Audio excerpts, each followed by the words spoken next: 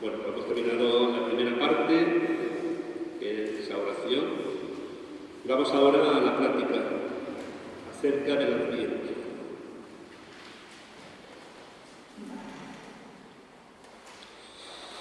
Bueno, pues el Adviento, que es un momento clave de la liturgia de la Iglesia a lo largo de todo el año. Ya sabéis que en la Iglesia no se mide el tiempo lo mismo que el tiempo civil, sino que nosotros vamos marcando el tiempo conforme a la liturgia.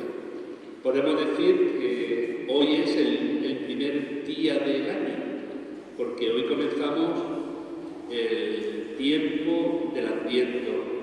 Iniciamos un nuevo leccionario, el leccionario del ciclo A. En la Iglesia tenemos 3 ciclos, A, el B y el C, y es cíclico.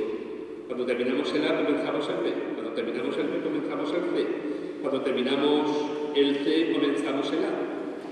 Hemos terminado el C esta mañana, en la misa de la mañana, y empezamos ahora el ciclo A. Pues en este inicio, el Adviento es un tiempo especialmente de gracia, donde tenemos que ir preparando nuestro corazón, no tanto para celebrar solamente la Navidad, sino para reconocer, como lo vemos después, las venidas del Señor. Lo que yo os decía, de recordar, de celebrar y de esperar. Los 3 tiempos, el Señor vino, el Señor viene y el Señor vendrá, marca toda la liturgia y toda la espiritualidad del tiempo del Adviento. Unas veces la palabra del Señor nos va a orientar a mirar, a hacer memoria y a hacer memoria del pasado, de lo que pasó. Otras veces nos invita a hacer presencia de lo que pasa y otras nos hace esperar, mirar al futuro para ver lo que pasará. Por eso el tiempo del Adviento es un tiempo clave. Y el Adviento es un tiempo de esperanza y de conversión.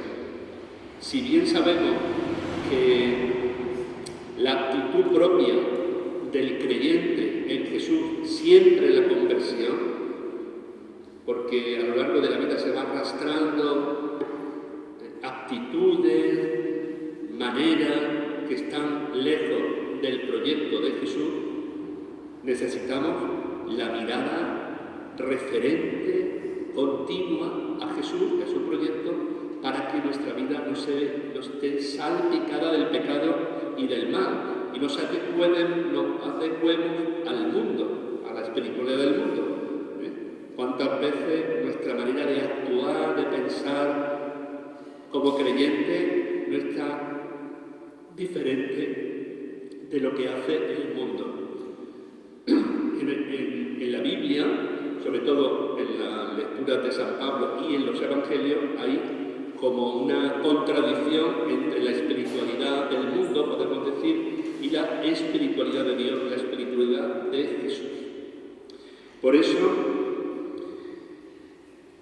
¿en qué se puede basar esa esperanza, este tiempo que nosotros vamos a comenzar? Estamos empezando ya.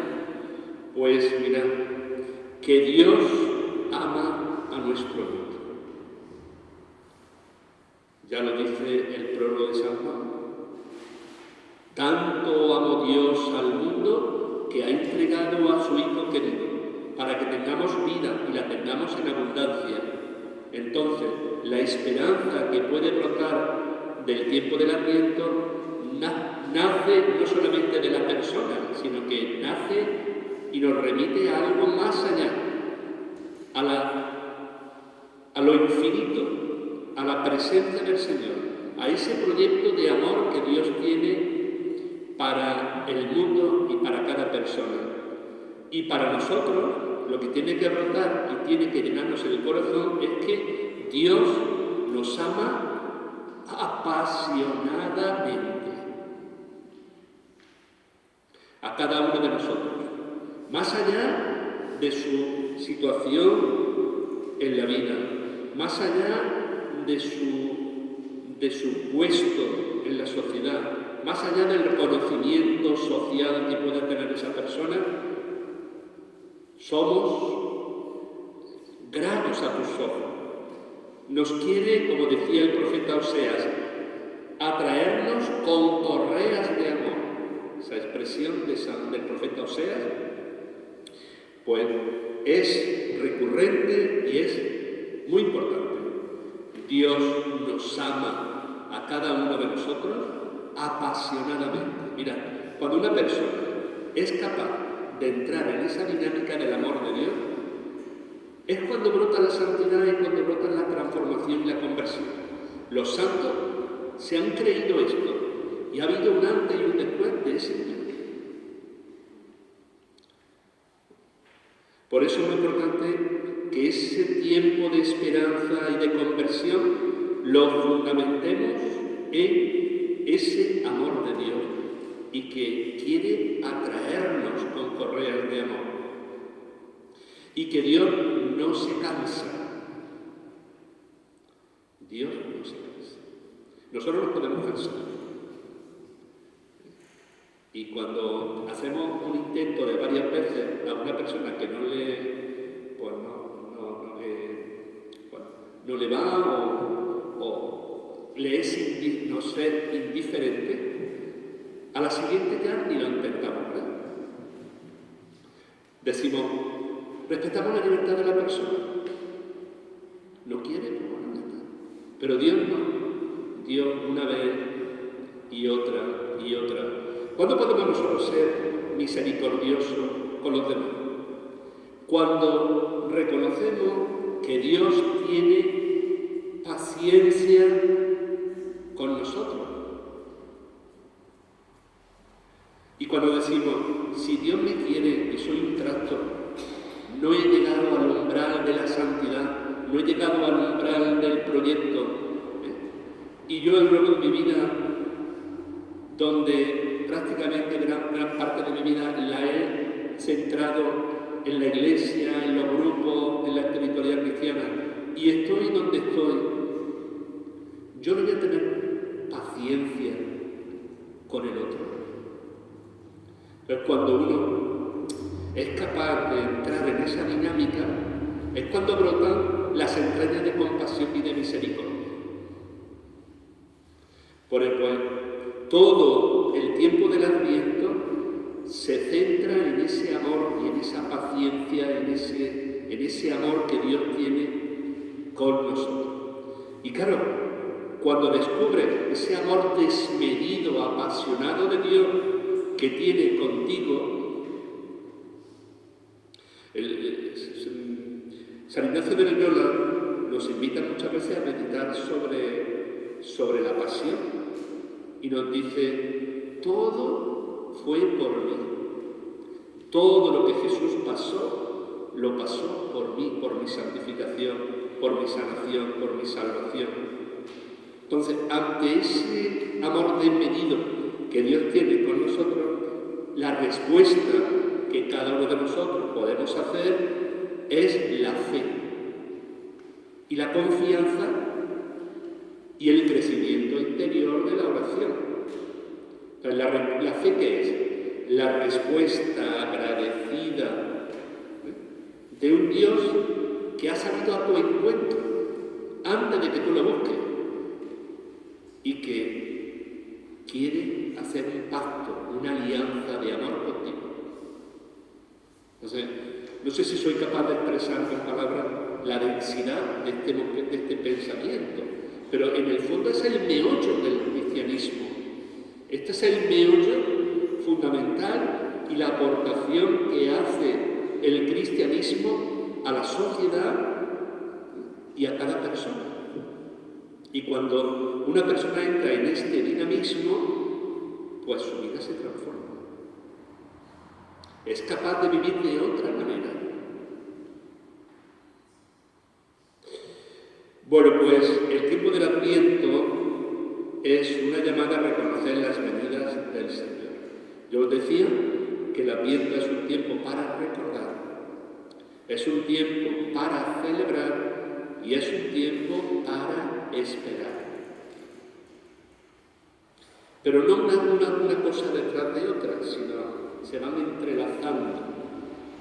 Lo mismo que en nosotros, en nuestra historia, se entrelazan el pecado, la gracia, la luz y la sombra, la bendición y la maldición, la salud y la enfermedad. Todo está como entrelazado. Esas tres venidas están entrelazadas y se nos invita a cada uno de nosotros a vivirlas con intensidad. Vamos a decir unas palabras sobre la primera, el tiempo para recordar. Mirad, cuando nosotros miramos la historia de la salvación que llega hasta nosotros y permanecerá hasta la vida eterna, hasta el final del tiempo, cuando nosotros somos conscientes de que también nuestra historia tiene que ver con Abraham, tiene que ver con Isaac, tiene que ver con la creación del mundo, en ese nexo de unión, de continuidad, pues reconocemos que el Señor vino y acampó entre nosotros, lo que llamamos la encarnación del Hijo de Dios. Dios no se hace extraño a nuestra historia, Dios no se hace forastero a nuestra historia, sino que ha querido compartirla con nosotros. Esto es muy importante, porque hay gente que piensa, como somos tan malos, Dios no quiere cuentas con nosotros. Como la historia la estamos haciendo tan malamente, Dios no quiere saber nada con nosotros. Ahí os quedáis como Dios de entender. No. Dios ha hecho una opción por la historia y por el mundo.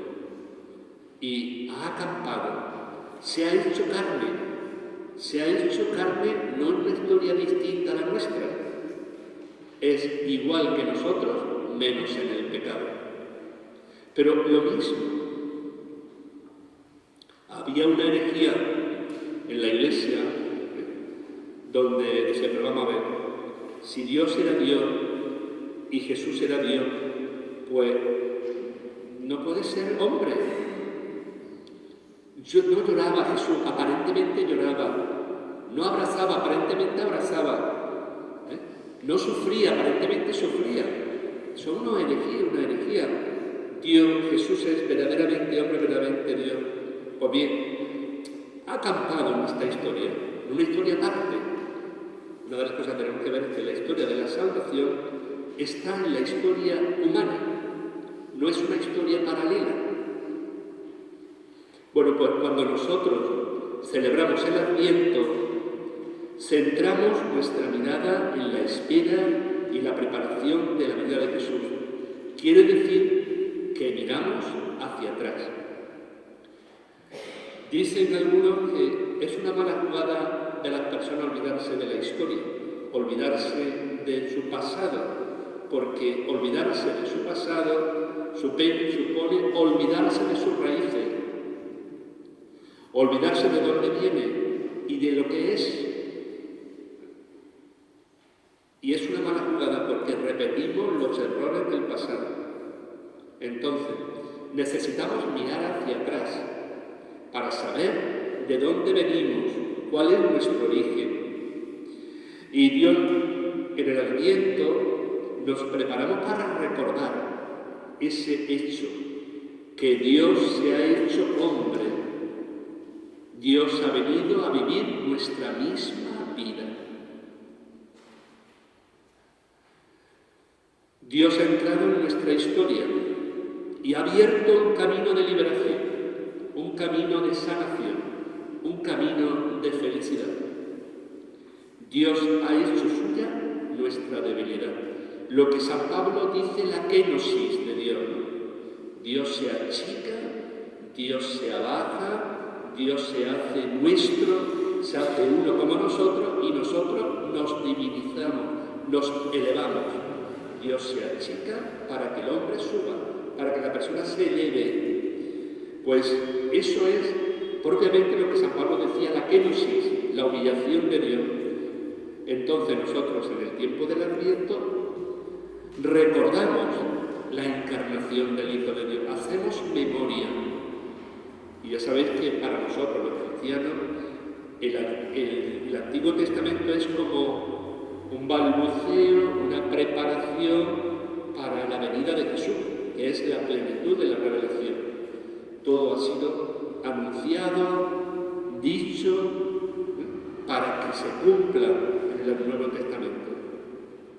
Bueno, pues nosotros, además de recordar el tiempo del Adviento, pues también nosotros celebramos. El Señor viene a la comunidad cristiana por medio del Espíritu Santo. No solamente hacemos memoria de lo que pasó, porque quedaría como una anécdota, sino que el Señor viene a nosotros, se hace presencia en nuestra vida de muchas maneras. La carta a los Hebreos decía, de muchas maneras Dios habló a nuestros padres, y ahora en la etapa final lo ha hecho con el Hijo, con Jesús. Pero Dios nos habla en los acontecimientos, en los signos de los tiempos. Dios viene a nosotros. ¿Y cuál es nuestra actitud que tenemos que tener en este tiempo de celebración? Pues redescubrir la centralidad de Cristo en la historia de la salvación, en claves, con las claves bíblicas, en clave de amor, no de odio, en clave de ternura, no de rechazo, en clave de fidelidad, no en clave de la infidelidad, en clave de la misericordia y no de la ira y de la cólera, en clave de la conversión y no de la instalación en lo de siempre, y en clave de perdón. Porque si quitamos todos esos valores del Evangelio no nos queda nada. No nos queda nada. Es como la máquina de coser de nuestra abuela. ¿Para qué sirve la máquina de coser de nuestra, o una máquina de escribir? Queda como una reliquia. Bueno, pues esas claves son fundamentales. Y si no lo vivimos en el principio, el hoy, como el tiempo de Dios, desde esa perspectiva, no tenemos nada que hacer. Para lo que se llama en la Iglesia, el hoy es un lugar teológico, un lugar donde el Señor actúa, se hace presencia en cada uno de nosotros y nos quiere atraer, y se vale de mil cosas. Puede ser una lectura, puede ser un encuentro con el Señor en el sagrario, puede ser una celebración, puede ser un diálogo con una persona, puede ser una experiencia negativa, porque una de las cosas es que tenemos que asumir en nuestra vida que lo negativo es un cauce para llegar al bien. ¿Cuántos santos, a través de una enfermedad, a través de un fracaso, se han encontrado con el Señor y su vida cambió? Entonces tenemos que entender que cuando nos ocurren cosas, entre comillas, de desgracia, de mal a nosotros, pues no es que Dios nos haya abandonado. Mucha gente dice, Dios me ha dejado de lado. No, sino que son momentos cuando se desinflan los proyectos humanos, el único que permanece es el Señor. Por eso es también ocasión de encuentro con Él. Entonces, la celebración de que el Señor viene a nuestra historia es fundamental en el tiempo del Adviento. Siempre lo es, porque el tiempo de Dios es un lugar teológico, siempre, pero de una manera más intensa es en el tiempo del Adviento. Pero además de recordar, además de celebrar, con nosotros el Adviento es un tiempo para esperar. El Señor vendrá al final del tiempo en el que Dios será todo en todos. Como decía San Pablo, Dios recapitulará todas las cosas en Cristo. El Adviento nos invita a mirar al futuro y nos abre a la esperanza.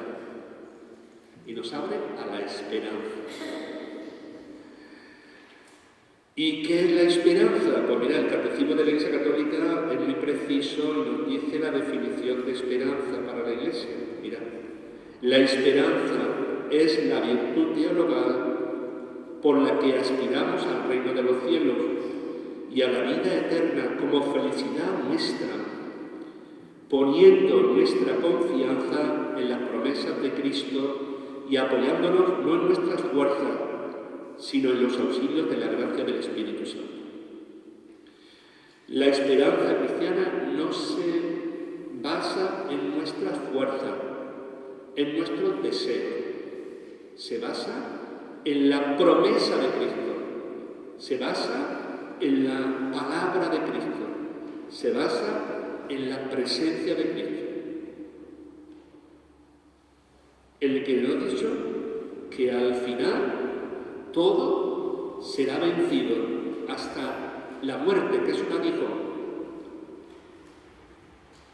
Entonces, claro, cuando nosotros ponemos en valor el tiempo de la espera, el tiempo de la esperanza, pues tenemos que decir que ¿de dónde brota esa esperanza cristiana? Pues lo hemos dicho, brota de las promesas de Dios, que nos ha hablado de una manera definitiva en Jesús y nos ha dicho esas promesas. Entonces, ¿cuál es el fundamento de la Iglesia en sus esperanzas? Jesús, su convencimiento, su presencia, su palabra. Por eso mismo, desde este sentido profundo de la esperanza, sabemos que la promesa es clara. Alzad la cabeza, se acerca vuestra liberación, pero se nos exige un esfuerzo de cambio personal, una profunda renovación y conversión. Claro, la verdad, estamos basados en la promesa de Jesús, pero se nos pide a cada uno de nosotros que hagamos un esfuerzo. Y la razón fundamental de esa esperanza radica en el triunfo pascual de Cristo. Y ya sabéis, a lo largo de toda la liturgia, desde el principio hasta el final, pues está marcado por esa resurrección de Jesús, que es lo que verdaderamente engloba, fundamenta, cimenta todo lo que profesamos, creemos, celebramos y vivimos y esperamos. Es el triunfo pascual de Cristo,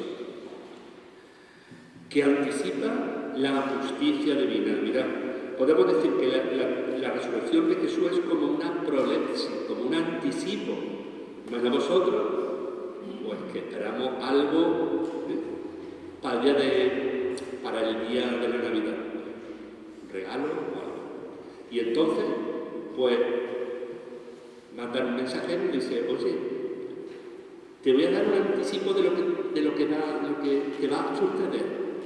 Entonces nos dan un anticipo, como un caramelito, como nos da, pues como algo que espera con ansia finalmente que se cumpla el día 25. Bueno, pues algo así ocurre con la resurrección de Jesús.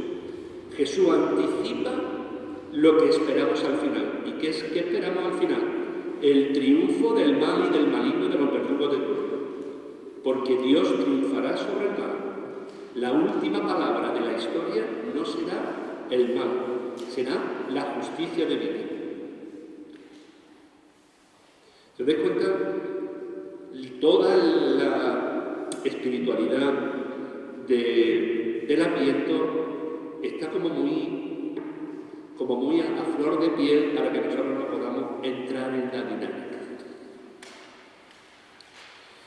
Bueno, pues el Papa Francisco señala que el tiempo del Adviento es un tiempo de esperanza que el Señor nos proponía vivir para disponernos mejor a acogerlo en nuestra vida y en nuestro mundo. Entonces, el Papa Francisco dice, el Adviento es un tiempo para que nosotros nos preparemos a acoger a Jesús lo mejor que podamos. ¿Y cuál sería en ese ponerse en camino, que es el tiempo del Adviento, las actitudes más importantes que el Papa resalta para nosotros poder vivir el Adviento. Y él resalta, pues, 3. Vigilantes en la oración, trabajadores en la caridad y exultantes en la bendición. Lo que llamamos la alegría profunda. Bueno, vamos a decir unas palabritas de cada una de ellas. El Papa Francisco resalta uno de los elementos importantes del Adviento: estar alerta, estar atentos y velar, para estar listos a recibir en el momento del regreso. Mirad, velad, orad, porque no sabéis cuándo será el tiempo, para que cuando venga de repente no os halle durmiendo.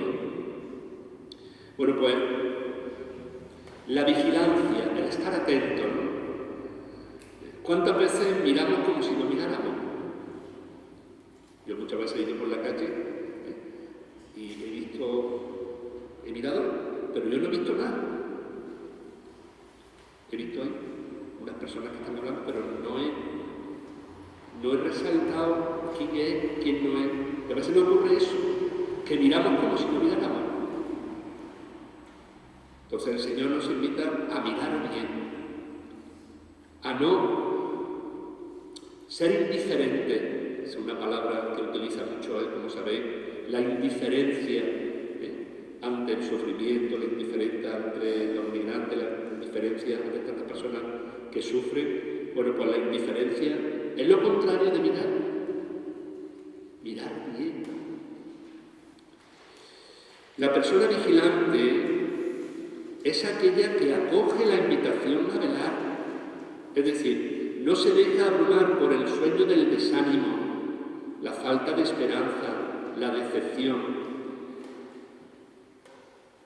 y al mismo tiempo rechaza la solicitud de tantas vanidades que desbordan el mundo, y detrás de las cuales se sacrifican tiempo y serenidad personal y familiar. Bueno, pues estar atento nos invita a no dejarnos abrumar por el sueño del desánimo, que son muy frecuentes. Pero bueno, ¿y qué nosotros podemos hacer? Si el mundo está como está, si la gente está como está, ¿qué vamos a hacer? Si el mundo es un desastre. Entonces caemos en el desánimo, en lo que el Papa, no este, sino también todos los demás, nos hablaban de los profetas de la desgracia, del desánimo, del desaliento. Entonces necesitamos, pues, no caer en el desánimo y, sobre todo, rechazar las vanidades de las que desborda el mundo. Entonces nosotros tenemos que intentar de verdad no entrar en la dinámica del mundo. El mundo tiene un trípode. ¿Sabéis cuál es, no? El mundo se cimenta en el poder, en el prestigio y en el dinero. No hay otro. Esa es la fuerza del mundo y su vía de barro. Entonces, muchas veces nosotros cristianos podemos entrar en la dinámica del mundo y entramos también en la propia dinámica y pensamos que para ser feliz hay que tener muchas cosas, comprar mucho. Ahora que se habla tanto de las compras, ahora que venimos, ¿no? Poder, prestigio y dinero, que en el fondo es vanidad de vanidades, todo vanidad. Bueno, pues estar abierto, estar atento, no caer en el desánimo y no caer en la vanidad, donde a veces se sacrifican muchos esfuerzos personales y muchos esfuerzos sociales e incluso familiares. La persona que está atenta es la que en el ruido del mundo no se deja llevar por la distracción o por superficialidad, sino que vive en modo pleno y consciente con una preocupación dirigida en primer lugar a los demás.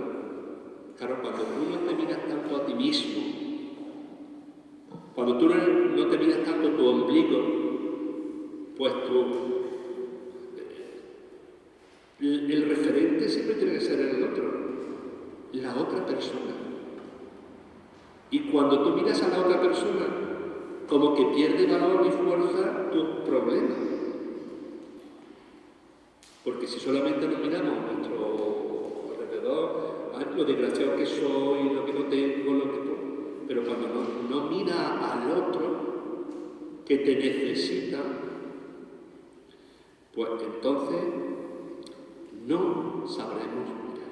Entonces, el Papa nos invita también a eso, a no vivir la superficialidad, la distracción, porque es una manera también de olvidarnos de los demás. Con esta actitud somos conscientes de las lágrimas y las necesidades del prójimo. Mira, cuando tú eres capaz de mirar a la otra persona, no ves solamente un rostro, sino que ves una vida, una persona, unas preocupaciones, una persona que tiene ganas de ser feliz, una persona que también quiere, pues, tiene sus propias carencias. Entonces necesitamos ser conscientes de las lágrimas de las necesidades del prójimo. Caritas, por ejemplo, está intentando, cuando solamente quedarse en esa atención primaria, sino es que detrás de cada persona que viene necesita ayuda, hay una persona que necesita, tiene unas carencias, que tiene unos problemas, que tiene una vida, y entonces no hacerse extraña a esa persona.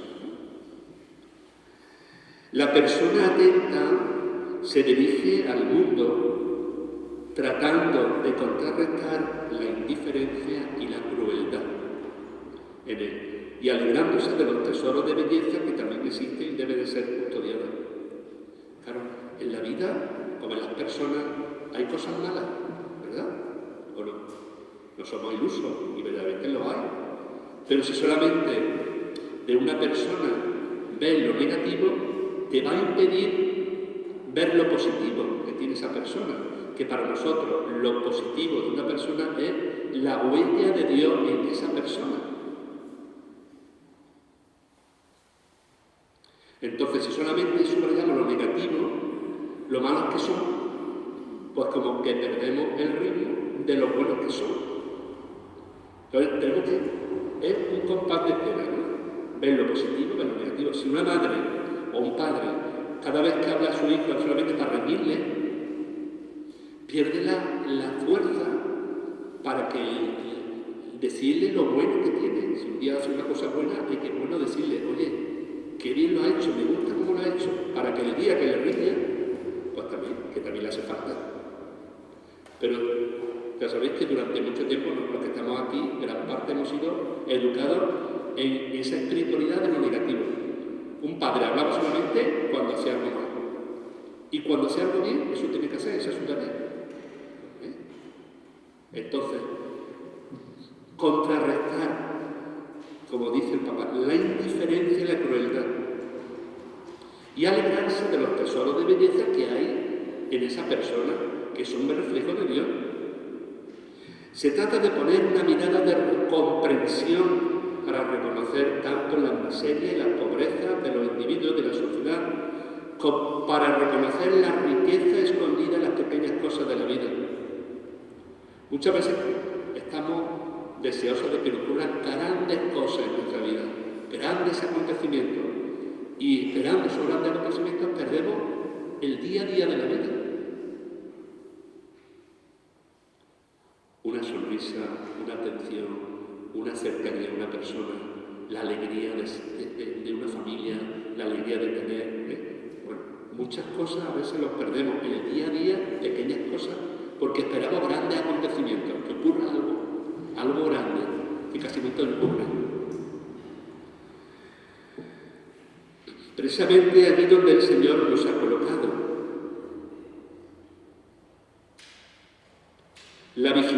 vida no debe entenderse solamente como defensa del mal que nos acecha, sino como expectación confiada y gozosa del Dios que nos salva y nos libera del mal.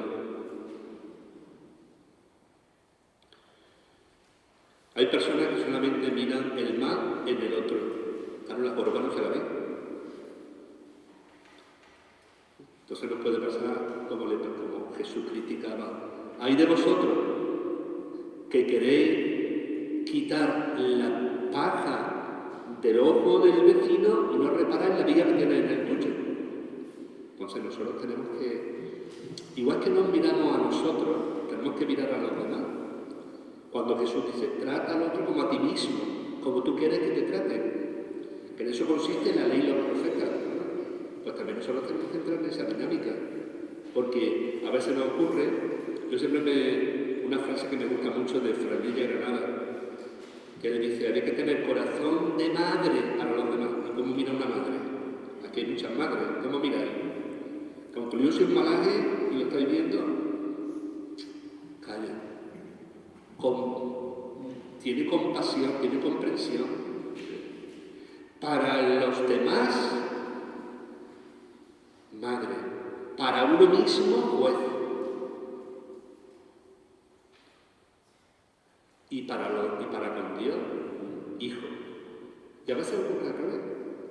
Para nosotros, madre, no madre, sino madre, madraza de esta absorbente magnífica. Para los demás, juez, pero en misericordia, criticones al máximo, sin saber la vida de nadie, criticamos y nos lanzamos como personas que tenemos que hablar de lo humano y lo divino de esa persona sin saber conocerla. Y para con Dios, hijastros de estos rebotados. Entonces, no, tenemos que ser eso, corazón de madre. La vigilancia es una atención concentrada hacia el paso del Señor por nuestras vidas y presente en nuestra historia. Otra de las actitudes que nos lanza y nos dice el Papa es el amor. Dice él que había que ser trabajadores de la caridad. Mira, qué expresión tan bonita. La caridad fraterna no solo dar una limosna, sino también tolerar a la gente que está a nuestro alrededor y que se encuentra con nosotros. Si fuéramos capaces de tolerar a los demás lo que nos toleramos a nosotros, otro gallo cantaría, ¿verdad? Entonces, tenemos que ser trabajadores de la caridad. San Pablo, en la primera carta a los Corintios, en ese himno a la caridad tan bonito que todos conocemos, nos dice cuáles son las cualidades del amor. El amor tiene gran ánimo. El amor es bondadoso. El amor no tiene envidia, no se jacta, no se engríe, no se porta indecorosamente, no busca su propio provecho, no se irrita, no piensa en el mal, no se alegra de la injusticia, sino que se alegra con la verdad. El amor todo lo cubre, todo lo cree, todo lo espera. Y al rematar, el amor no pasa nunca. Bueno, pues ahí tenemos las características que San Pablo, en el libro de la caridad, nos presenta sobre el amor. Entonces tenemos que ser trabajadores de la caridad en este tiempo de la vida. Otra de las actitudes que el Papa nos invitaba en el tiempo del Adviento a vivirla es exultante en la bendición, en la alegría. La alegría de bendecir al Señor. Decía Santa Teresa, que un triste santo es un santo triste. Ahora ha escrito el Papa un libro sobre la alegría, porque nos falta a los cristianos alegría. Y mira que lo tenemos todo. Tenemos la presencia del Señor, tenemos su don, tenemos la fe, pero a veces estamos muy tristes. Entonces se nos invita a la alegría. Sabes que dentro del Adviento el tercer domingo es el domingo gaudete, el domingo de la alegría. Estad alegre, os lo repito, estad alegre, decía San Pablo. Bueno, pues la alegría del Adviento va unida a la esperanza cristiana que decíamos al principio, de que se basa en que Dios nos ama apasionadamente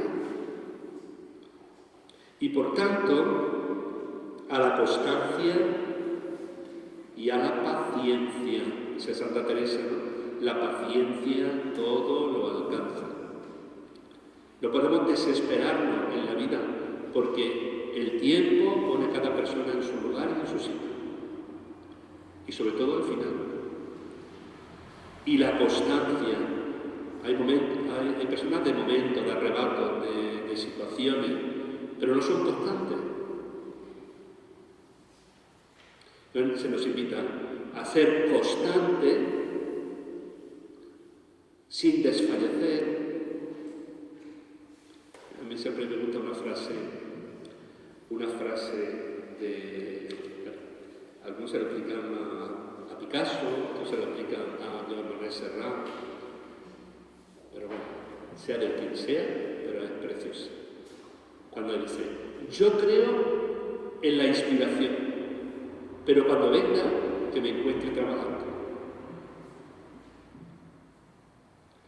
Esas personas que solamente vienen a la iglesia cuando le apetece, porque su corazón... Yo voy a la iglesia, ¿cuántas veces? El otro día una señora, justamente, esa fue la conversación que tuvimos. No, yo voy a la iglesia cuando siento ganas. Eso es constancia. Si solamente hiciéramos las cosas cuando nos apetece, muchas de las cosas no las haríamos, la mayoría de las cosas que hacemos. Es el sentido del deber, de estar. ¿Cuántas veces? Bueno, hay gente que no siente nada. Señor, aquí estoy. Ya está, aquí estoy. No te nota nada, pero aquí estoy. La constancia y la paciencia. A la confianza operante, pues se trata de unir la fe en Dios con el compromiso humano. La unificación de la fe y la vida. Que a veces son divorcios, son como situaciones distintas. Y alegría cristiana significa apertura al amor y a la verdad, que al final van a triunfar, aunque aquí esté vapuleada, parece a punto de desfallecer, pero siempre es la apertura al amor y a la verdad.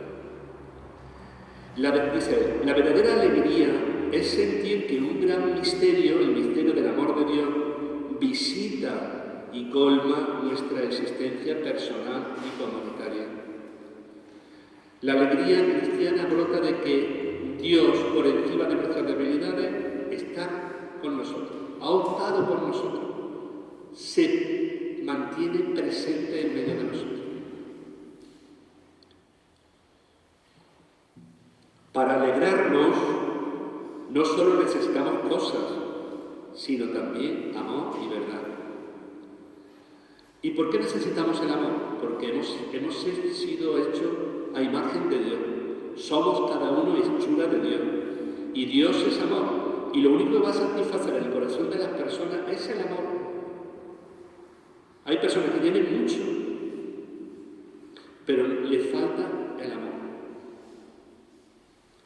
Y lo único que va a llenar el corazón de la persona, que es insaciable, es el amor. Recuerdo una frase que yo escuché de chico, bueno, jovencillo, de una señora muy rica que decía: soy tan pobre, tan pobre, tan pobre, que lo único que tengo es dinero. Todo lo que tengo lo daría por tener un buen amigo. Mira, qué grito de socorro de aquella mujer, que tenía lo que no estaba al lado de Cristo. Esa mujer se suicidó. necesitamos cosas, necesitamos amor y verdad. Necesitamos al Dios cercano que caliente nuestro corazón y responda a nuestros anhelos más profundos. Y el único que puede satisfacer el corazón, los anhelos y los deseos más profundos del corazón es el Señor. Ni persona, ni proyecto, ni cosa, que todo pasa, es el Señor. Este Dios se ha manifestado en Jesús, nacido de María, de la Virgen María. Por eso el niño que ponemos en el portal o en la cueva es el centro de todo, es el corazón del mundo, decía el Papa Benedicto. Nuestra vida tiene que ser como una cuna preparada para recibir a ese niño. Y para que entre ese niño tenemos que despojar, porque no son reconciliables una vela al diablo y otra a Dios, que a veces es lo que hacemos. Aquí lo ponemos aquí como digo, al diablo, a esos poderes del mundo, y bueno, y aquí a Dios. Entonces, ahí, entre ni frío ni caliente, que decía el otro día la lectura, como no eres ni frío ni caliente, voy a vomitarte de mi boca, le decía el Espíritu a las iglesias, que lo leíamos el otro día en la misa. Hoy, en medio de tantos peligros y tantos desiertos, proclamar que Dios jamás nos abandona y que es nuestro compañero de camino, reconforta nuestra alegría y nos fortalece en la esperanza. Mira, Dios es nuestro compañero de camino. Nos reconforta en nuestras tristezas y en nuestra situación personal. En la situación que cada uno estemos, Dios nos reconforta y está de compañero de camino.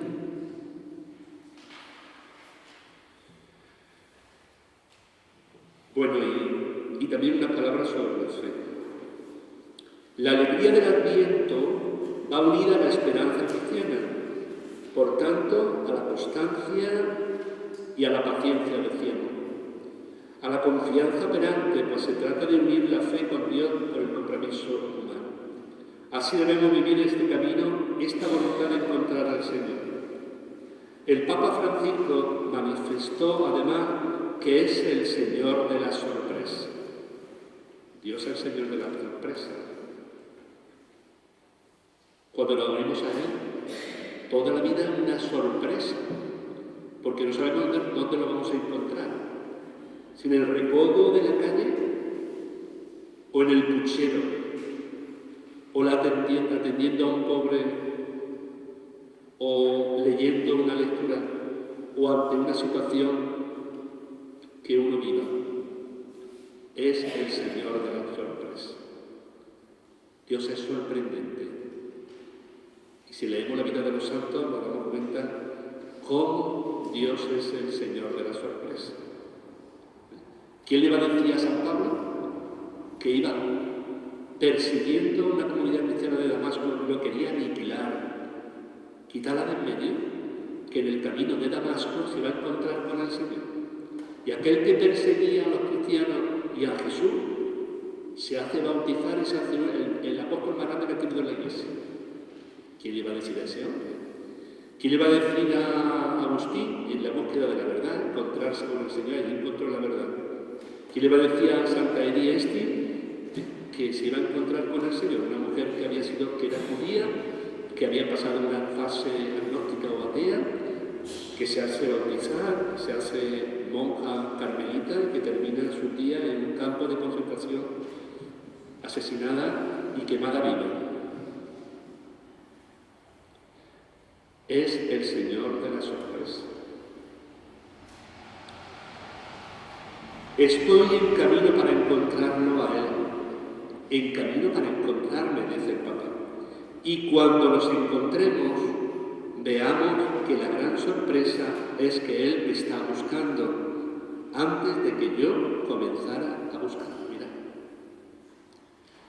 la religión cristiana o la vida cristiana es una religión descendente, es de arriba para abajo.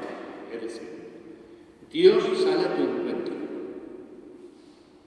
aunque tú no lo sepas, pero está llamándote con correa de amor, atrayéndole de mil maneras, pero respeta tu libertad, no te violenta, y tú respondes agradecido por la fe, en esa búsqueda que tú estás haciendo. Pero es de arriba. Él sale antes de que nosotros le busquemos. Dios nos está buscando, mirad qué bonito. Dios nos está buscando, nos está esperando. Mira que estoy a la puerta y llamo, ábreme y cenaré contigo. Antes, Él es siempre el primero. Él hace su camino para encontrarnos.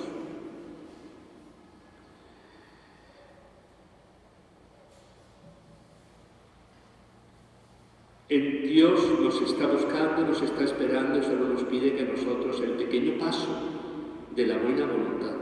Sin embargo, el cristiano debe tener el deseo de encontrarlo y después Él nos ayuda. ¿Se da cuenta? Toda esta espiritualidad no es la rutina.